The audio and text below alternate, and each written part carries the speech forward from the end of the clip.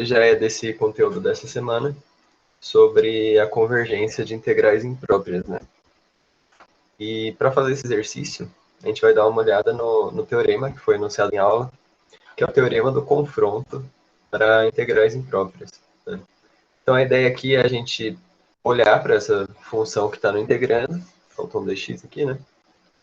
A gente olha para essa função que está no integrando, a gente tenta achar uma função. A gente vai olhar duas coisas, né? Se a gente quiser provar que ela converge, a gente vai tentar achar uma função maior que ela, e aí mostrar que essa maior converge. Se a gente quiser mostrar que ela diverge, a gente vai achar uma menor, né? Então, nesse caso aqui, a ideia é assim, a gente vai chutar, né? A gente chuta se ela é maior, se ela converge ou não. E aí, a partir desse palpite que a gente dá, a gente tenta provar, tá? Nesse caso aqui, eu estou vendo um polinômio ser dividido por outro, né? E, em geral, quando eu penso em polinômios, eu penso que eles convergem, né? 1 sobre x quadrado, por exemplo, converge. Então, talvez isso aqui convirja. E aí faz sentido eu tentar, então, de alguma forma, provar que isso converge, tá? Então, eu tenho que pensar o seguinte, ó, vou enunciar o teorema aqui. O teorema, ele fala o seguinte, ó. Eu vou ter uma f de x, certo? E aí, deixa eu achar certinho aqui para não falar bobeira. E aí, essa f de x, ela é maior do que uma g de x, certo? E essas duas, elas são positivas, no intervalo que a gente está analisando, tá? Bom, a gente está analisando de 1 até mais infinito. Então, essa parcela de cima aqui é positiva. E aqui a parcela de baixo dá um pouco de medo da gente analisar, mas a gente já vai pensar nisso. Então, eu tenho que pensar numa outra função, que também vai ser positiva, e que nesse caso vai ser maior do que essa, tá? Porque eu quero provar que isso converge, meu palpite aqui converge. E aí, pensando nessa outra função, a gente vai tentar provar que essa outra função converge, e aí, a partir desse teorema, então, a gente vai provar que essa converge, né? Falei converge umas 30 vezes em 1 minuto. Mas, enfim. Para fazer isso, bom, primeiro vamos provar que isso aqui é sempre positivo nesse intervalo. Vamos olhar para esse cara de baixo aqui, né?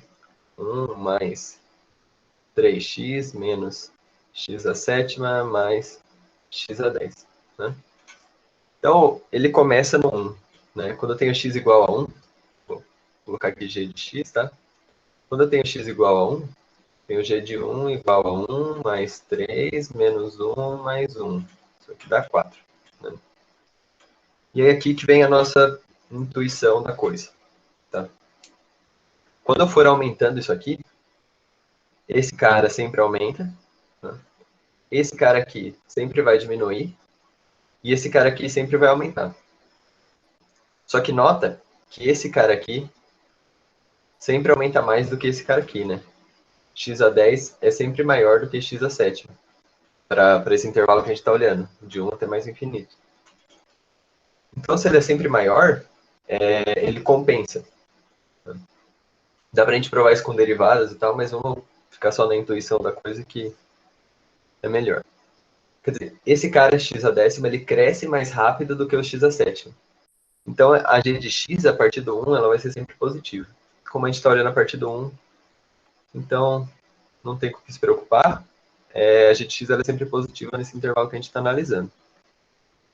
Isso diz outra coisa pra gente, né? Ela não tem nenhuma raiz, a não ser que seja uma raiz dupla. Ela não tem nenhuma raiz nesse intervalo de 1 até infinito. Se ela tiver alguma raiz, vai ser negativa, ou complexa. E, de fato, uma das raízes é menos 1, pelo teorema das raízes inteiras ou fracionárias, a gente consegue tirar isso. Mas, enfim, só comentários, né? Então, eu tenho aqui a minha g de x, né? Eu vou apagar isso aqui, que foi só para a gente pensar um pouco sobre ela. Na verdade, a g de x é x sobre isso aqui, né? X sobre essa coisa toda. Essa é a g de x que eu estou olhando. E aí eu quero pensar numa função que é maior do que isso. Um chute que eu posso dar é a função 1 sobre x quadrado. 1 sobre x quadrado ela converge e ela parece ser maior. Por que que eu estou falando que ela é maior? Porque aqui esse denominador ele cresce muito rápido, né? Então, provavelmente ele vai dividir isso aqui mais rápido do que isso. Mas a gente tem que provar isso também por meio de inigualdades, né? E aí, a forma de fazer isso é a seguinte, ó, eu vou falar aqui. X sobre 1 mais 3x menos x a sétima mais x sobre x a décima. Eu estou supondo, né, que ele é menor ou igual que 1 sobre x quadrado no intervalo que vai de 1 até mais infinito, né? Aí o que eu posso fazer aqui? Eu posso dividir os dois lados por x, né? Então, dividir os dois lados por x. Como eu estou no intervalo positivo, esse x é positivo, não tenho com que me preocupar, né? O x pertence a esse intervalo. E aqui eu tenho, então, 1 sobre a mesma coisa embaixo, né? Eu dividi por x em cima aqui. 3x menos x a sétima mais x a décima. Isso aqui tem que ser menor ou igual que 1 sobre x ao cubo, né? E aí, claramente, x ao cubo é menor do que isso aqui, né? Então, portanto, os inversos, 1 sobre x ao cubo é maior do que isso aqui. Então, vale que a f de x sendo 1 sobre x ao quadrado vai ser maior do que a g de x, que é x sobre 1 mais 3x menos x a sétima mais 10x. Então, a gente conseguiu escolher uma função que... Bom, vou deixar esse rascunho aqui, né? A gente conseguiu escolher uma função que satisfaz isso aqui, ó. As duas são positivas no intervalo que a gente está olhando, e a f é maior do que a g no intervalo que a gente está olhando. Ou pelo menos maior ou igual, né? Pode ser que ela seja igual, por exemplo, para x igual a, não sei, nem para isso. Mas enfim. Então, se a gente provar que a f converge, a gente prova que a g converge, né? Porque elas são contínuas e tudo mais, são limitadas. Então, vamos tentar provar que a f converge nesse intervalo, né? Então, eu tenho aqui a integral de 1 até mais infinito de 1 sobre x quadrado dx. Daí aqui a gente pode fazer aquela brincadeirinha do limite, né? Vocês devem ter visto em aula. A gente coloca aqui um limite de b indo para infinito. E aí aqui é a integral de 1 até b de 1 sobre x quadrado dx. Certo? E aí aqui eu posso pegar a primitiva. Então eu vou ter o limite com b indo para mais infinito. Meu b ficou horrível aqui. Com b indo para mais infinito. Certo? De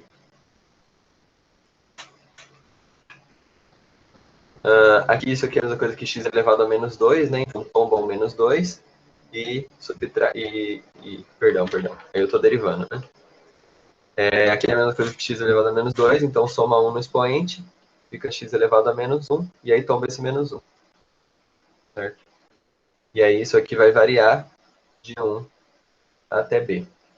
Certo? Bom, daí a gente tem então que isso aqui vai ser igual, eu posso tirar a constante daqui, né? Menos o limite com b tendendo a mais infinito de 1 sobre x, variando de b de 1 até b. Né? E aí isso aqui vai ser igual a menos o limite com b tendendo a infinito de 1 sobre b menos 1 sobre 1. Né? Posso passar o limite para dentro, então isso aqui é menos, igual, né? Menos o limite de b tendendo a infinito, 1 sobre b, menos com menos dá mais, 1 sobre 1 dá 1, né? E aí isso aqui é do cálculo 1, a gente sabe que 1 sobre a variável com a variável indo para infinito é zero, certo? Então isso aqui é igual a 1. Com isso, eu sei o quê? Eu sei que a integral de 1 até infinito desse negócio todo feio aqui, que eu vou chamar aqui só de g de x, tá? Ela é menor ou igual à integral de 1 até infinito de 1 sobre x quadrado, que é igual a 1.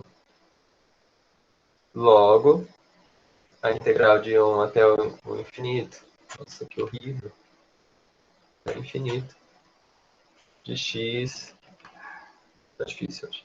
De x, 1 mais 3x, menos x a 7, mais x a 10, converge. Então é esse o teste, né? O teste para convergência. Aliás, é um dos testes, né? Tem o teste do limite e tudo mais. Esse é um dos testes, né? Eu escolho uma função que ela é maior do que a outra em todo o intervalo, e aí eu provo que essa função maior converge.